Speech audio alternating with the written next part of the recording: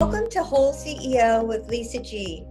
I'm the best-selling author of The Boss Weight Loss. I'm bringing you the top tips to be unstoppable. This is a once-in-a-lifetime opportunity to actually pull up a chair with today's top experts in weight loss, mindset, and business. Learn our top tips to set you up for success so that you can have more energy, be fit and resilient, and feel unstoppable. Welcome to Whole CEO with Lisa G. I'm so excited. We are sitting down today with Jeff Baietto, the COO, co-founder of InJoy Global, host of the InJoy Success podcast, co-creator of the revolutionary self-care app InJoy Daily, the self-care game.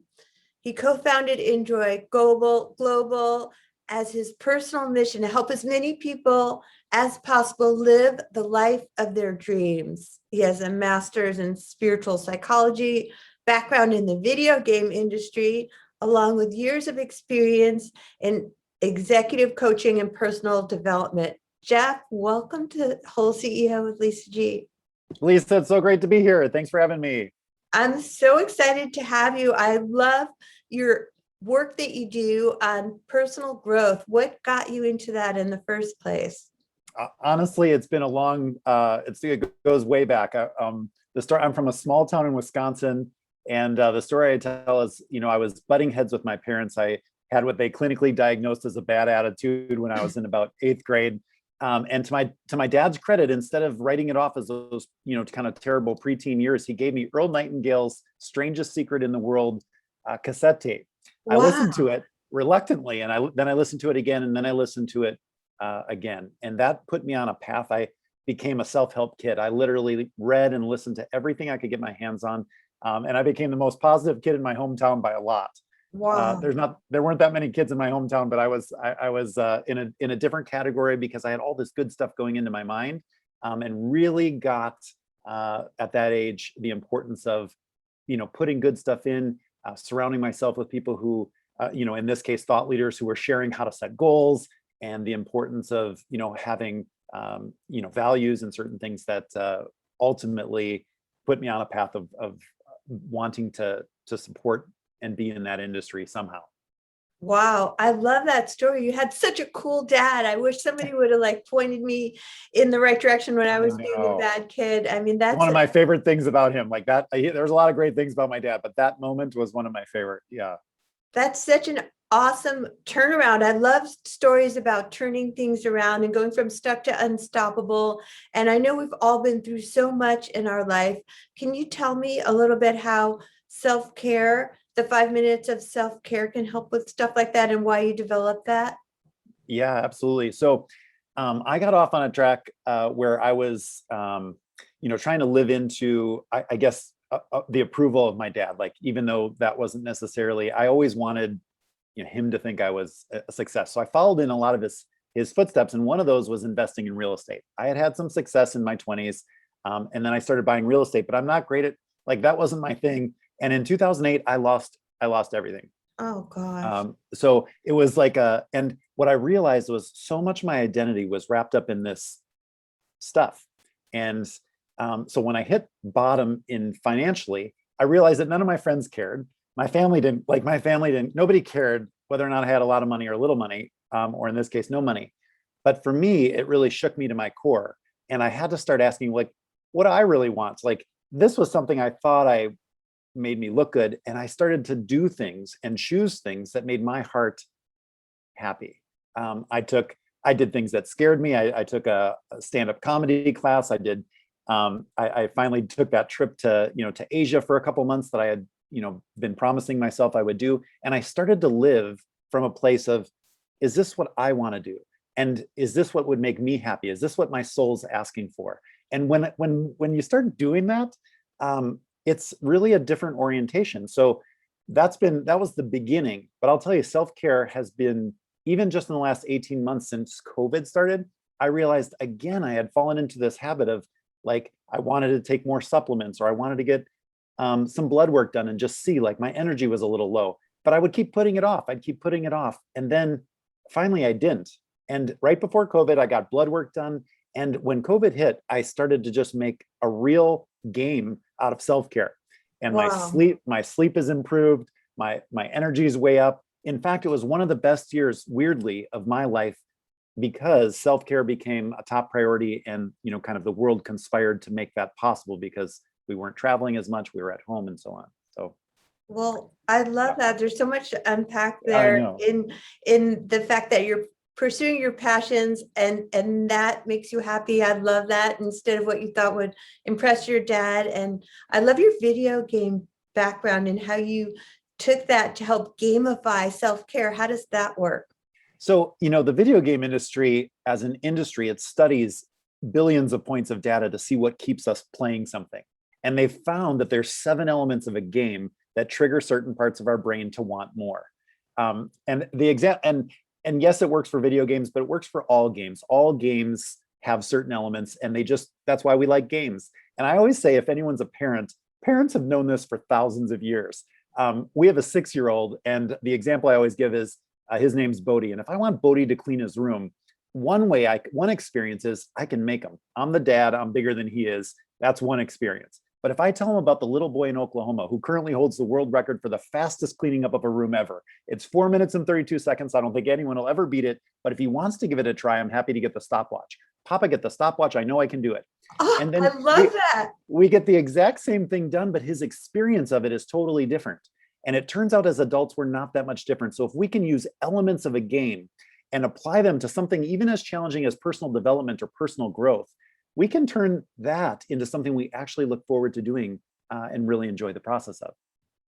And does that gamify go along to all the other things that you guys are all about? I love the fact about the mindset and the gratitude and personal relationships. Like, what other aspects of InJoy Global can be gamified, and how does that work? Yeah, so what we did, because we're around a lot of people who are they have amazing books or courses or programs, they're great coaches. So we created the platform, and it's a template. It's scientifically proven to use gamification and then positive psychology. Just these simple positive psychology it's just the study of how good we are when we're in a positive state of mind. And we all know we're better. We're more patient. We're better decision makers. We have more fun. But just how much better is what the science shows us. And it's not a little bit. We are exponentially better at everything when we're in a positive state of mind.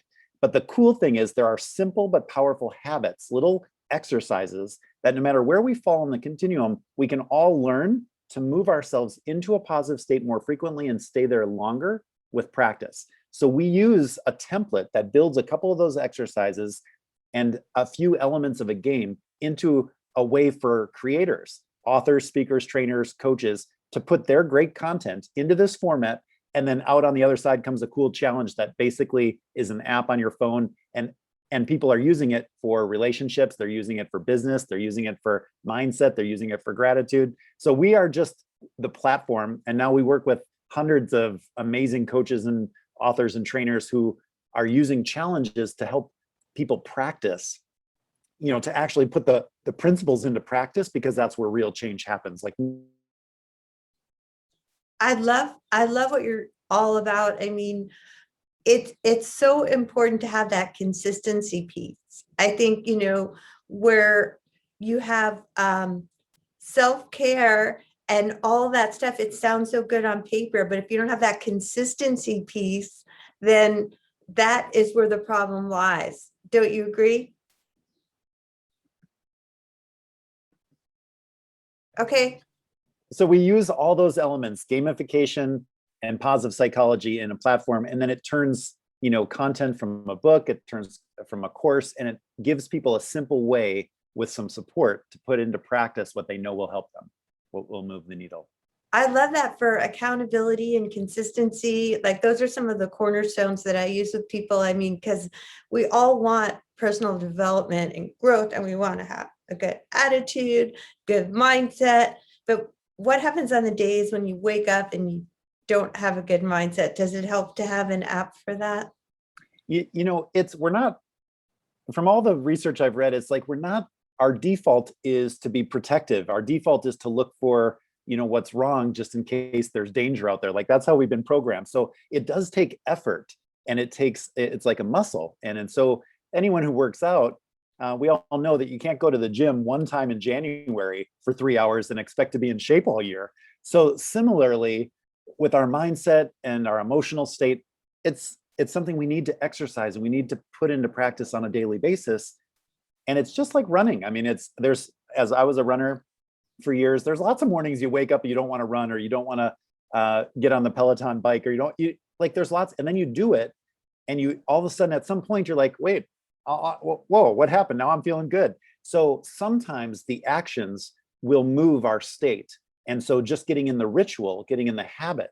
So that is why something like an app or having any sort of morning ritual, no matter what we feel like, you just start doing it. And all of a sudden you read a couple good quotes, or you do a little bit of exercise, or a little bit of meditation, or you have some tea and your little morning ritual to be grateful for the day. Whatever it is, doesn't matter how you felt before. Coming out of that, you've just now consciously moved yourself into a better state. And that's awesome. Like, that's one of the best gifts we have as humans, is our ability to choose our state, to actually move into a state regardless of what's happening on the outside world. Does that help for people that don't have an open mind? Well, you gotta kind of, I think that's it. Like, the open mind is one of those precursors. We do need to have an openness, because otherwise, if we're closed, then we're only going to have whatever we've always had, right? So the idea of being open is huge. And a lot of times as we get older, that is like one of those hurdles that we're trying to let go of is, no, I've been doing it this way. This has worked okay for me, or I know better. But if we want different, we have to do different. And if we want better, then thankfully there's a lot of people out there who are able to model, and we have access to them, whether it's via podcasts or videos or books or whatever.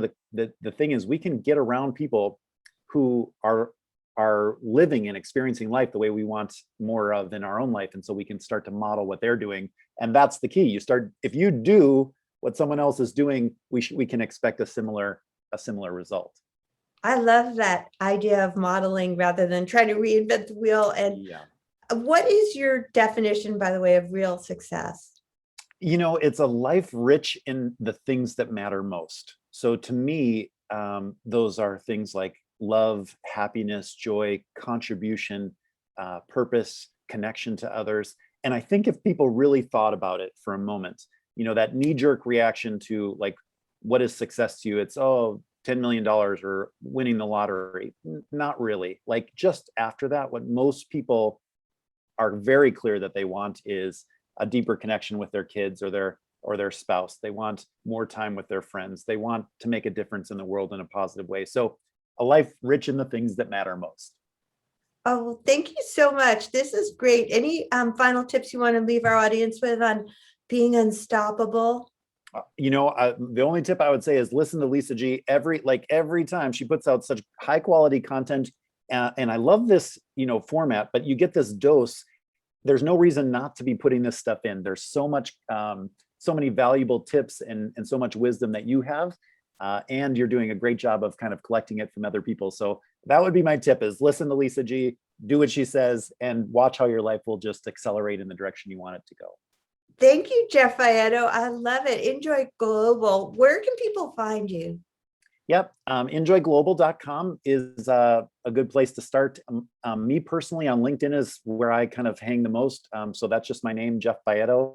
And I love to connect with people there as well. Awesome. I think we might have met on LinkedIn. That's my favorite platform too. So thank you, Jeff, and I'll see you there. Sounds good. Thanks so much for having me.